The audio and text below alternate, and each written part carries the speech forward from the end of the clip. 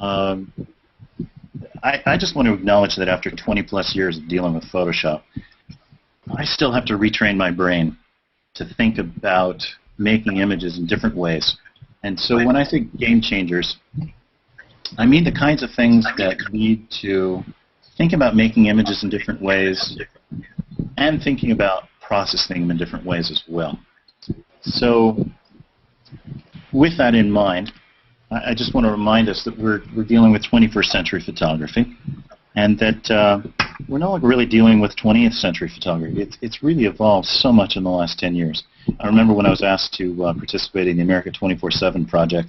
It was one of the first all-digital photo projects, kind of a day in the life of thing. Each state, there was going to be a coffee table. There were 20 coffee table book for each state. There were 20 photographers plus assigned to each state, etc. And one of their criteria is everything was going to be shot digitally. And when they asked me to participate, I said, "Are you sure you have the right guy?" They said, "Yeah, we know that a certain amount of your work is editorial or straight up, and that if you're willing to work that way, we'd love to have you." I said, "Great, that'll be an interesting way of getting back to my roots. But what's acceptable practice? What can I do? Can I composite to make a panorama? Can I stitch to expand dynamic range?" The answer was, "Oh, no, you can't do anything that you could do in the traditional darkroom." So my response was, "Why is it an all-digital project?"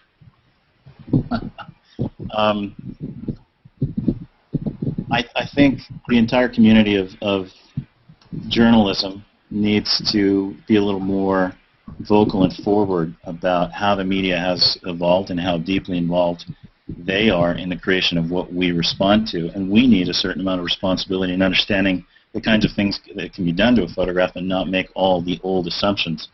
But really what I want to focus on is to make sure that we don't limit our own creative possibilities when we approach the tools.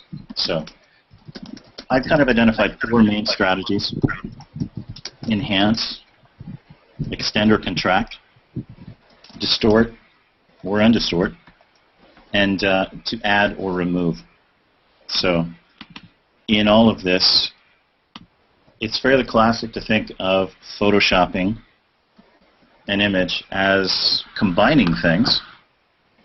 You end up thinking very differently about shooting open stages, what I would essentially consider incomplete images that are begging for completion with other material, often isolated actors. So I often think about the actor with the right angle of light and shot in a way that could be easy to trap out and insert into one of these more open stages. And of course there are a lot of things that you can do with it and many possibilities. And I think that this is one of the things that's most challenging, exploring enough options before you commit to the final result. When you can literally move all of this around, you can do extraordinary things, as we all know. And it does create a very different kind of photograph. I think one of the other things that we're lacking these days is good language to describe the differences between the kinds of photographs we make. We're all using similar tools, but we make very different kinds of photographs, and there's nothing wrong with certain kinds of photographs or better about other kinds of photographs. They're just different, and they do certain things well, and they don't do other things as well. That shouldn't lead us to thinking that we can't do them. And second, I think the language of using photography to describe them all is rather limited. It's almost like describing all kinds of writing as, well, writing instead of making the distinction between drama or fiction and nonfiction or poetry and epic. Or there's so many different words. In fact, I think we could borrow a lot of the language from literary conventions to help us make better distinctions, smarter statements about the types of images that we make. As an aside, I think eliminating things is just as important as adding things in. So the whole add, remove, whether you're retouching or compositing, and I'll show a couple of other examples of how to remove things with compositing, taking things out can be just as interesting and potentially just as creative. I'll give you a little backstory on this image, or actually I'll give you a story behind one of these things. I have a very hard time looking at this image without then remembering an event that had happened with Jay Maisel out at the Epson offices. They have these conference rooms that are dedicated to each of their stylist pros, and we visited his conference room together. I pat him on the back and said, "Great job, maestro." We visit mine, and he goes up to this one and starts poking at it and says, "Are you," and I'm going to censor myself, "are you bleep with me?" Jay, I wouldn't have put it that way, but yes. I cloned the cracks out of the mud to make my tracks. The day I went to the racetrack, it was muddy, and I couldn't get to the area where the tracks were, and you're advised not to walk on that playa and leave footprints because they last years. Says, "You know, that's a really good one, but I've got one just like it, and mine's more pure. I drove my car out on the mud." That's great, Jay, but mine's more environmentally friendly. There are a lot of different approaches in photography, and I think we should celebrate that. And just if we think of the power of both adding things in and of subtracting things, it gets your brain working in different ways. And the thing that I find most exciting about it is that you see more possibilities in many more situations. That can lead to choice paralysis, but it can also open up extraordinary creative freedoms, and it leads to different ways of thinking about images and making many more images in many more different ways. One of the classic ways that I tend to composite is to add a sky, and I think you can see here how much of a difference a different sky makes to the landscape. There was an English painter, Constable, who said the sky sets the mood for the entire landscape. And if you're willing to do this, if you're not trying to make a documentary photograph or something that historically records a specific moment, it may open up a whole range of expression for you. And you may end up shooting things separately, things that may have a blank sky and then later is completed. So adding, I think, is extremely important. Mm-hmm. Give you a quick example of one of my classic images. This image was really a composite of 4 different images. The sky, of course, was composited from another location, but it's really the compositing work on the foreground, which is shooting the same composition at different moments in time and then layering them all together to create a lighting situation that didn't exist in front of the lens at any one moment in time, but represents a series of moments in time. And this is one of the things that I find most challenging, is to kind of extend my senses through time. I have to think differently about some of the basic building blocks of photography, time and light. I have to think a little more predictively, but predictively in a very different way than, say, the way I was trained by my father about previsualization, that whole West Coast Ansel Adams previsualization notion. This is a different kind of pre-visualization, but you do have to think about the possibilities ahead of time in order to make the most of a situation. And it gets me thinking about light and responding to a situation in many more ways, in more versatile ways. Of course, in simple ways, you could create many different lighting situations from the same scenario if you have a reflector and a jacket. In this case, I created deep shade, reflected light, all in the same small still life on a beach in Maine, and could then recombine the light in different ways. So working with light in very different ways. Often you'll find a lot of still life photographers, product photographers do a lot of this to get the perfect lighting on the side of an object, or to get the right reflections combined together. I want to skip ahead here to one of these new, what I consider game changers, and that's the lens profile corrections and some of the amazing distortion capabilities in Photoshop. There are at least 5 or 6 that I think you should think about. In this case, I'm going to be looking at the lens corrections specifically. I think most of us use them if we're shooting raw files, often to take the distortion of a lens out, but you can use them for creative effects as well. But these other 6 are also, I think, extraordinary game changers, and they will get you to think about the picture plane as much more flexible than you ordinarily would. Just for starters, let's open this up into Camera Raw, and as Jan indicated earlier, if you're not comfortable with Camera Raw and you're used to Lightroom, it's just basically the same sliders put into a different arrangement. So you can go back and forth between the two very flexibly. All you need to do is know where to look for the stuff. In this case, the lens corrections are here, and it automatically loads up the lens corrections. And you can see that subtle change, both taking the vignetting out, but also look at the distortions that happen to the image. It's basically pushing the image in, and we're losing a little bit of the edges here. Now, you don't have to accept either one of those. If you like the vignetting, you can always dial that out. And if you prefer not to have as much distortion, you can also dial that out. What I often do is come back into manual and reduce the scale if I want to make sure that I have all of my image in my master file and don't want the little cropping that happens. I can then choose to either crop or clone, and I'll come back to that in a minute.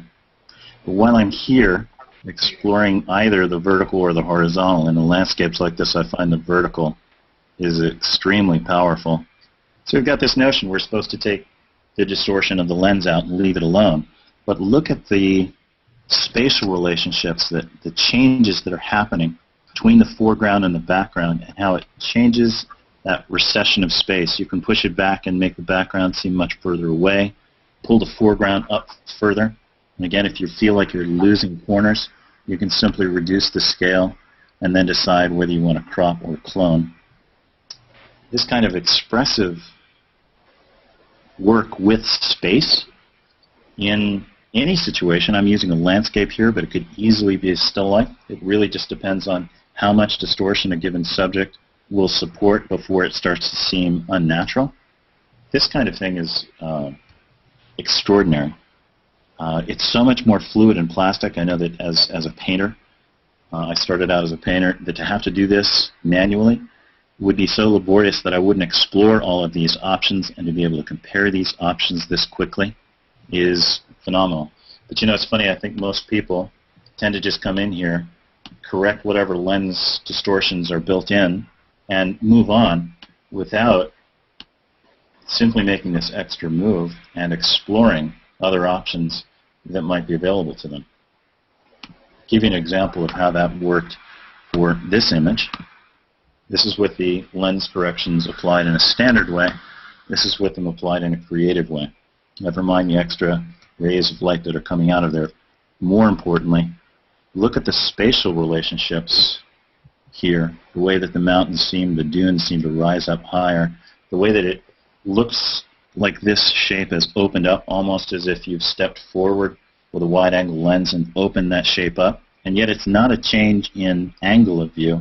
It's really just a distortion of the relationships that are there existing in the image in a way that makes it feel similar to that. So this really gets my brain thinking in very different ways, balancing angle of view with post-processing to get the spatial relationships and the relationships between objects within the image balanced in the way that I find is most powerful, most expressive, or most pleasing. Now, I was going to interject there. Do you find you get a lot of opposition from more traditional style photographers when you present this type of concept? I find I get a lot of opposition from closed minds. My father is a very traditional photographer, and yet he's got a very open mind to many things. He's much more interested in the final result, looks at this all as art, and is more interested in what the person is trying to say or what the final effect is than being dogmatic about a certain approach to photography. Just because it was done that way in the 20th century doesn't mean you have to do it that way in the 21st century. But I do think that this changes the nature of the photograph that's presented. You certainly couldn't present this to scientists for any forensic uses. You wouldn't want to...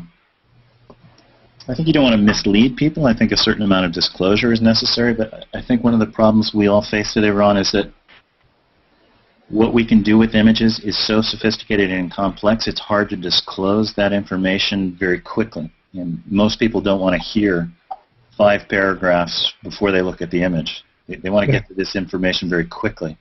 So I can understand in the media that you don't have a 30-minute preamble to what you're about to see. But I do think that we need to sort some of this stuff out and get the language that will help us get to these things quickly. I think you're right. I think developing the language and being clear about what is and what isn't artistically altered. I'm all for the artistic expression, 100%. I also understand the need for believability and truth in journalistic reporting. So they're two different things entirely, even though they're both done with a camera. They are. When journalists are taken to task for doing things like panoramic stitches, which actually represent more information, or even HDR merges, which again shows you more detail in highlights and shadows, then I think we're missing the point. If the point is to represent the scene as faithfully and as richly or in as much detail as possible, then I think the judicious application of those techniques can further the goal of representation. You can take either one of those too far by eliminating or distorting relationships, and then it starts to become misleading. Mm-hmm. Can I ask you a question, John Paul? You mentioned pre-visualization, which I remember being kind of the mantra, the way you were supposed to do it in the old days. Yeah. So when you take a photo like the one you just showed us, can you pre-visualize a result like that? Or is a lot of what you end up getting your experimentation after you shoot the photo, the things that you do at your desk, at your computer? That's a really great question, Jan. And my experience has been it takes a certain amount of experience with it to be able to get comfortable and to learn to see that way. I know that's certainly been the case with my work in symmetry. But that when you practice these techniques, you are better able to predict what's going to happen. Still, I think a little bit of exploration after the fact just to find the possibilities, because they're so rich and in some cases so vast that a little exploration is still necessary even if you have become much more comfortable with this way of seeing. I think the most important thing is to be aware of what the possibilities are, enough to be able to predict what kinds of exposures you need to make in the field so that your options are open when you start processing those files. What I often do is, for lack of a better word, bracket the situation, shoot many different angles, many different versions of the scene so that I've got enough material, but not just wildly or casually or randomly with these ideas in mind. Yeah, I do too, but my ideas aren't as broad as yours, so now I have some new ideas. Thank you. Absolutely. That's the fun thing about this. You see everybody else's work and what they do with this. Just like the Adobe engineers, they build these tools often to solve one thing, and then these crazy artists go and do something totally different. Or even the scientists, they do it, you use it in a totally different way than was expected, and they find new uses for these things. And I think it's really important to remember that photography itself was an experiment about 150, 175 years ago. It just, let's see if we can get this thing to work. And then they started to figure out what this thing photography was called, what its nature was. And it took a good 25 to 50 years to sort out many of the ideas about how it was different from painting, what it did that was unique to that medium, what other possibilities or strange artifacts happened. I think that's one of the things that makes the beginning of photography so interesting, is that people were so experimental, it was so open.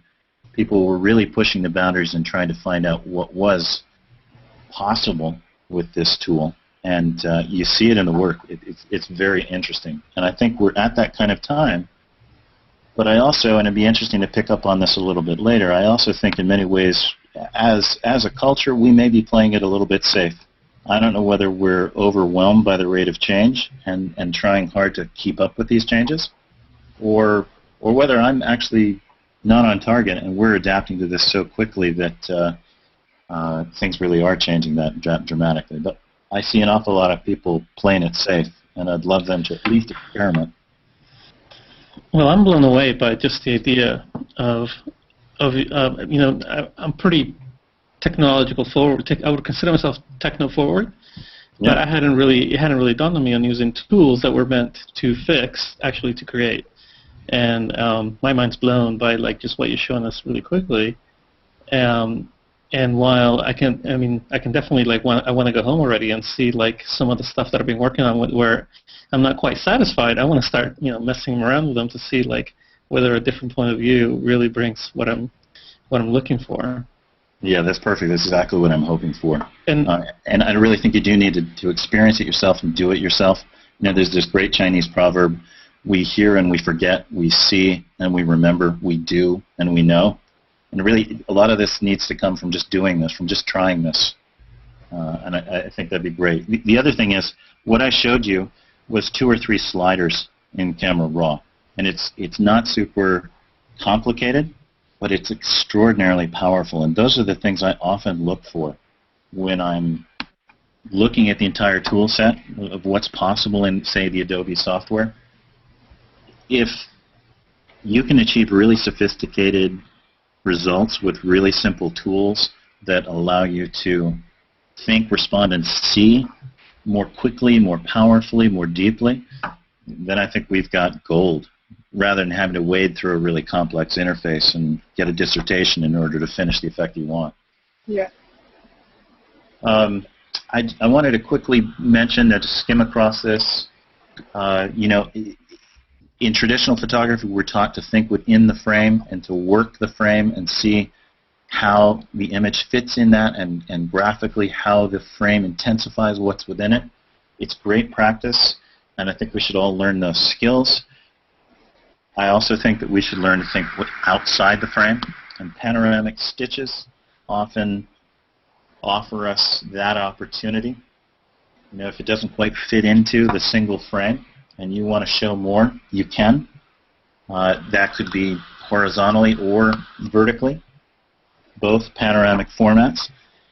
But this technique that I'm talking about of shooting a little bit more doesn't have to generate a panoramic format. Many times, I just shoot that extra inch that makes all the difference in the world but doesn't quite fit for the particular angle of view that I want. I may be standing at a certain distance from a subject, and it gives me a certain relationship, a certain set of shapes, certain relationships between objects, and that's what I want, but it doesn't quite fit in the frame. Just shooting that little extra bit to extend the frame helps a tremendous amount. Again, this can be automated in Photoshop with panoramic merges. Along those lines, that image that we looked at earlier was merged, and those distortions often lead to irregular frames. We can either crop or, say, the extra image information that's there, retouch. I'm just going to come in and open this up, and again, one of those game changers, content-aware fill, often will work wonders without even having to pull out the clone stamp tool. So I've just got that as a little action. Maybe I'll use my menu here for anybody who doesn't know where it is. Edit fill. And then instead of foreground or background, we'll choose content aware, so that Photoshop samples the surrounding information and comes up with very convincing replacement information. I mean, it's just one click and it did a marvelous job. You can look for repeated patterns, and a little bit extra retouching would get rid of anything that looks a little too regular or something like that. But the point I wanted to make here is that when we're processing our files, we often think that we have to accept the crop and eliminate. It's great to know that we'll often need to do this and to shoot loosely. Again, if I were in the field, rather than retouching, if I could shoot a little wider, I wouldn't have to be doing any of that retouching. So again, thinking predictably will help me a great deal. But then also, if there are situations like this helicopter ride where I wasn't able to do that, and I'm willing to create a document that has been retouched to make it look prettier, it's different than a documentary photograph, then there's that option. But also I find that many times I'm eliminating things on site with the edge of my frame in the camera, say a telephone line below a really gorgeous cloud. And I say, shoot, I want to get rid of that telephone line, but I got to lose the cloud. Well, that's 20th century thinking. If I came in and shot the whole thing looser and decided to retouch or clone out that line, I could get the cloud and the foreground. Again, I would be making a different kind of photograph. The main thing, I think, is to be aware that those possibilities are there so that you can make the exposure. If you don't get the exposure, you don't get the image. You guys still with me? Yeah, so this is creating a bit of a paradigm shift in thinking for traditional photographers, because what you're presenting gives us a little bit different parameters to work with while we're looking through our viewfinder. And I think for people exercising this new freedom, it's going to take a little while to get it into their pattern of shooting. And that's what I love about every new release of Photoshop. It gets me out of my rut and into a new groove. You know? It's sometimes painful to keep up with it, but there are a few things that are absolute gold with every release, and photography is renewed. My interest in it is reinvigorated all over again. So the possibilities with every 18 months just become compounded. Pretty exciting. Yeah. But again, this is retouching we could have done since the invention of Photoshop with a little extra labor. Learning to think about how to shoot wide to make sure you've got the information, and then to make the choice of whether to crop or retouch, or a little bit of both, as I've done in this case, is just a matter of giving ourselves a checklist, making sure we remember those options are open. But again, if you don't know those options out in the field, you may not get the exposures you need to be able to exercise them. Mm-hmm. Hey, JP? Yeah. You know, another thing that I do sometimes, which is kind of along the lines of shooting wide, is that if I'm shooting a scene and I notice that there's something in the scene that I really would rather not be there, but I can't really do anything about it. Maybe it's somebody standing in the way, or there's an obstruction or whatever. And if I have to move on and I don't have the leisure to actually wait until that obstruction moves out of the way or find a different angle or whatever, I will see, okay, I don't like that in the shot. I know I'm going to need to retouch that, so I'll start looking around for details that are in the scene that I need to photograph that will help me in my retouching of that object. So That's it's similar. great. Right. And so that's adapting to the new technology. It's preparing yourself. That's great. It's a great safety net. Yeah. A lot of people think the old guard didn't build themselves safety nets. That's nonsense. You know how many times I saw Ansel or Dad bracket their exposures? You know? They were cheating behind the scenes. And sometimes teasing each other about it as well. Dad told this old story, a great old story of the two of them photographing out in the field. They're photographing those Western churches, and they're both under their dark cloths. And there's this little piece of rope on the fence, and Dad reaches out from under his dark cloth to yank it off the fence. Gets the piece of rope off the fence, and from under the dark cloth, he hears the other dark cloth. He hears "impurist," and they're both laughing while they're saying this. Yeah. I thought I'd jump ahead. I'm going to come back to that one I wanted to show you before, but just picking up on what Sean was saying there, taking things out. You know, I know I'm a strange beast. I often retouch the birds out of my images. Many people try and get them in. I just want to use this as an example. If you've got too many birds, or if you've got too many tourists in your national park, as long as they're moving, you can get them to drop right out automatically. So I'm going to pull these into load files into Photoshop as layers. And in my layer panel, once it catches up. Yeah, I've removed ducks out of my shots. Usually with the clone stamp tool, right?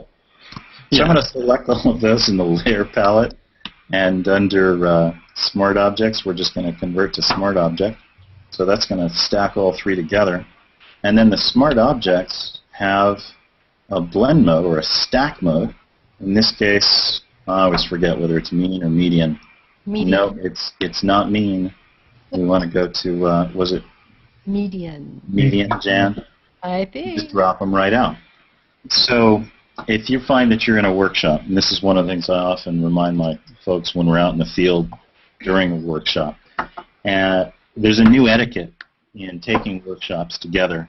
It's called just keep moving. If you don't want the people in there for human scale, you can drop them out as long as they're moving. It's only the guys, you know, the really contemplative photographers who spend 30 minutes making that exposure. where you're going to have to use the clone stamp tool.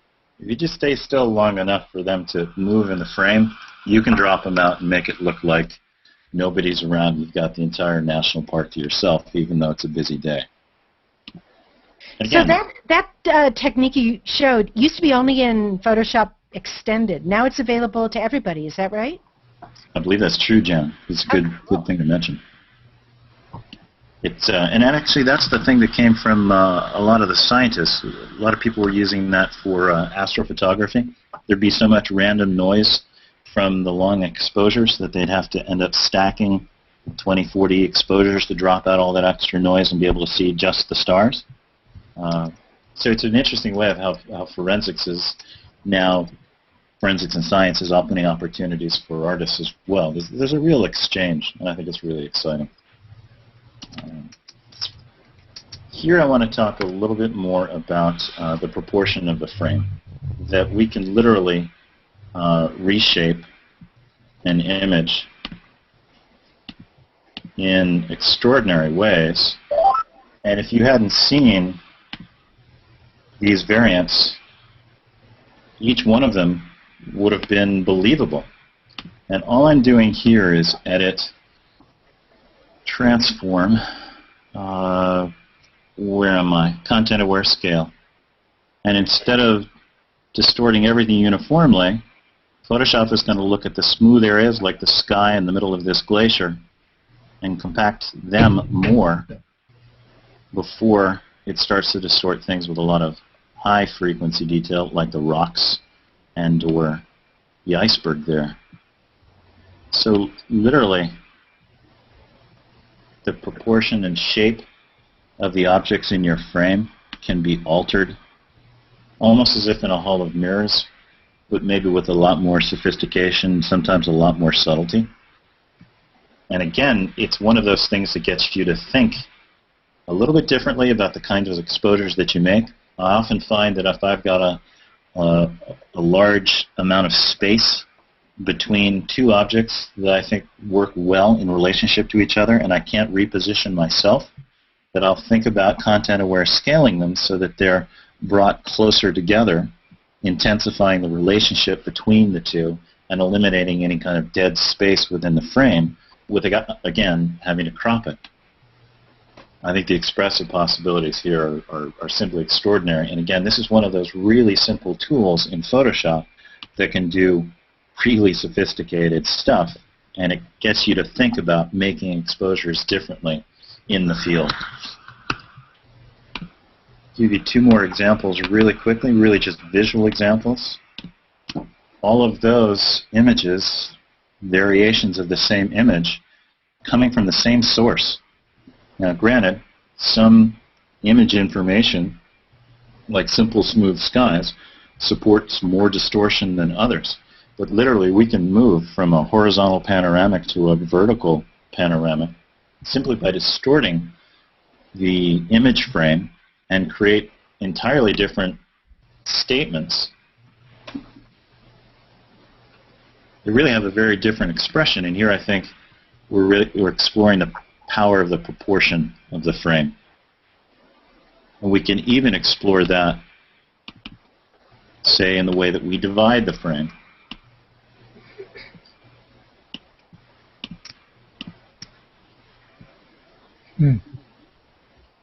They're very different images with the same source information with sometimes subtle and sometimes dramatic distortions. I often think of the exposure as just a starting point. Sometimes it's finished in as few as 5 minutes. Other times it's finished in as much as 6 months. If it ever takes 6 months, it's mostly about figuring out what you want to do and where you want to go. Because with today's software and the high-powered processing that we've got off these computers, we can get the kinds of compositing that used to take me day and a half done in less than an hour. It's really about figuring out what's possible in an image. I find it's really helpful to test a lot of options, to work very fluidly, sometimes on low-res copies, just to move fast and make sure you've thoroughly explored your options before deciding to commit to a final solution there. So I think that's what I really wanted to highlight. There are other things. This is my quick list of 12 game changers, which includes HDR. It's an old technique with a new flair. I think anybody who is prejudiced against HDR should reconsider that. We've been trying to do HDR ever since the invention of photography. Maybe what you don't like is heavy contouring or tone reversal, but the actual technique of exposing for the shadows and developing the highlights is what the zone system was all about. And in the not-too-distant future, our digital cameras will have beyond a 20-stop range, and exposure will be what happens when we move a slider with software rather than what we do with the camera. That's so true. I've seen images coming out of the recent cameras like the D800 that have just an exceptional range that we have never seen in photography up until this point, where a lot of things we would have considered to do... Oh, excuse me. I can't stop her. Ron, you have a frog in your throat, a dog in your throat. Hey, Ron, when the dog agrees, I mean, how can I disagree with you? But what I was just going to say was that the range allows us to do things. Just a few months ago we were doing 3 frames. We're now only doing 1 for. Yeah. So it's incredible, even just the recent leaps in that technology.